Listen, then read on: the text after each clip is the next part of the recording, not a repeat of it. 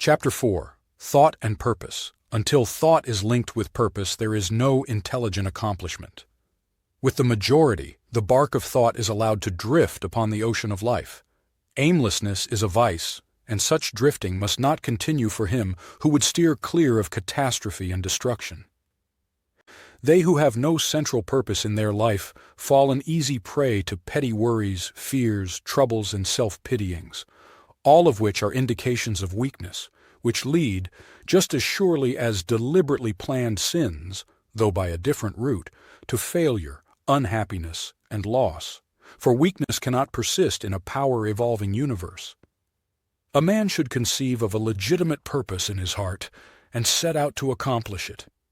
He should make this purpose the centralizing point of his thoughts.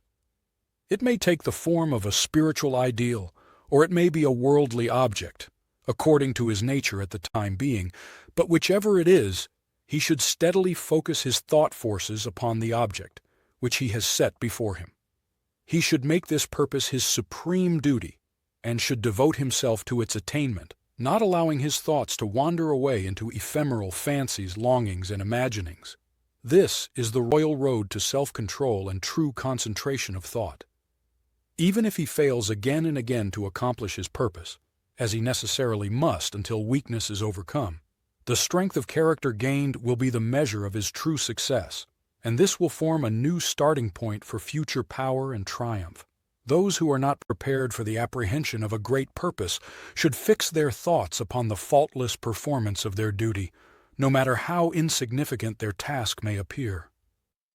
Only in this way can the thoughts be gathered and focused, and resolution and energy be developed, which being done, there is nothing which may not be accomplished.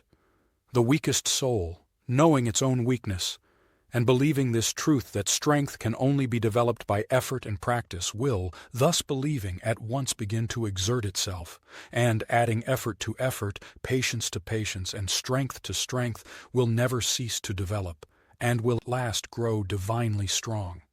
As the physically weak man can make himself strong by careful and patient training, so the man of weak thoughts can make them strong by exercising himself in right thinking.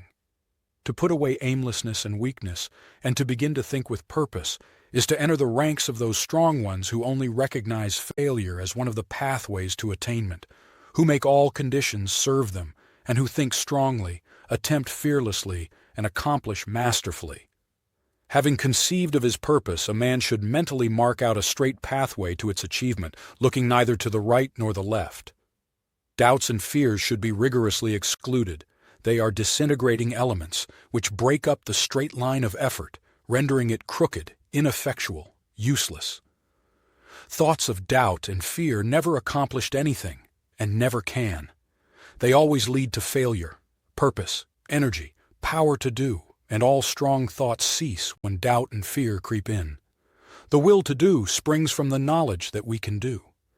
Doubt and fear are the great enemies of knowledge, and he who encourages them, who does not slay them, thwarts himself at every step. He who has conquered doubt and fear has conquered failure. His every thought is allied with power, and all difficulties are bravely met and wisely overcome. His purposes are seasonably planted, and they bloom and bring forth fruit, which does not fall prematurely to the ground. Thought allied fearlessly to purpose becomes creative force.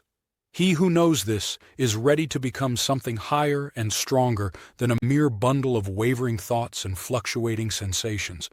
He who does this has become the conscious and intelligent wielder of his mental powers.